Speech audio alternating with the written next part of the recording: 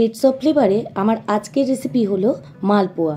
মালপোয়া তো অনেক রকমভাবেই তৈরি করা যায়, কিন্তু খুব সহজে এবং কম সময়ে কিভাবে মালপোয়া তৈরি করবেন সেই রেসিপিটি আজকে আমি আপনাদের সাথে শেয়ার করছি।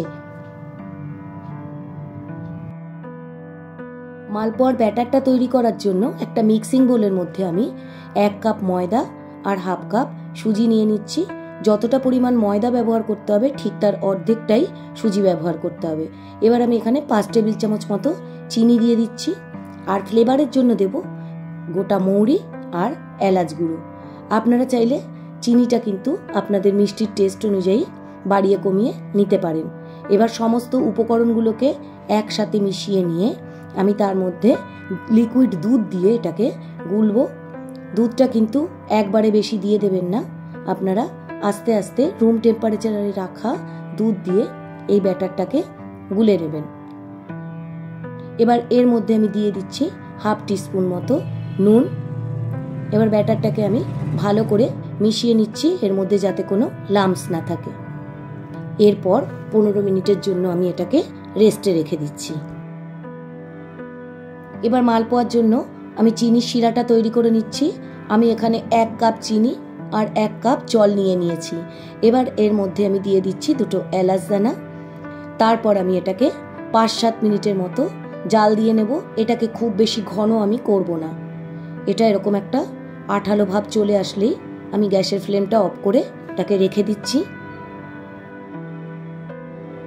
এবার মালপোয়াগুলোকে আমি ভেজে নেব। এর জন্য দেখে নিচ্ছি আমি এই রকম কনসিস্টেন্সি থাকলেই ঠিক আছে। এর মধ্যে আমি আর কিছু মেশাবো না। এবার একে একে আমি মালপোয়াগুলোকে ভেজে নেব। কড়াইতে আমি তেল বসিয়ে গরম করে নিয়েছি। তারপর আমি একটা হাতার সাহায্যে এইভাবে মালপোয়ার ব্যাটারটাকে ছড়িয়ে দিচ্ছি। আমি এখানে মালপোয়াগুলোকে পাতলা করে ভাজবো। তারপর এইভাবে খুন্তি দিয়ে আমি ওপরে তেলটাকে দিয়ে দিচ্ছি। একটা পাশ ভাজা হয়ে গেলে আমি মালপোয়াটা উল্টে আরেক পাশ ভেজে নেব। মালপোয়াটা ভাজা হয়ে গেছে, এবার আমি তুলে নেব। ঠিক একইভাবে আমি আরেকটা মালপোয়াও ভেজে দেখাচ্ছি।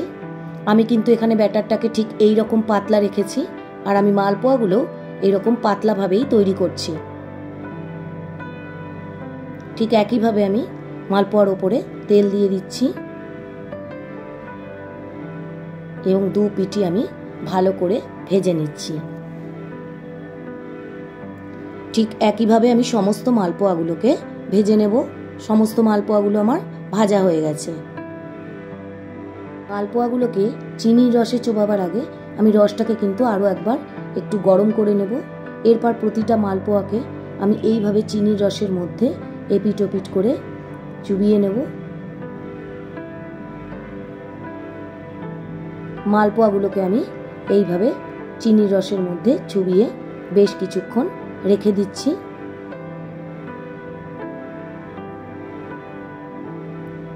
সামনেই জন্মাষ্টমী, আপনারাও কিন্তু একদম এইভাবে মালপোয়া আপনাদের ঘরের গোপালের জন্য তৈরি করে নিতে পারেন। তাহলে দেখা হচ্ছে আরও একটি নতুন রেসিপিতে।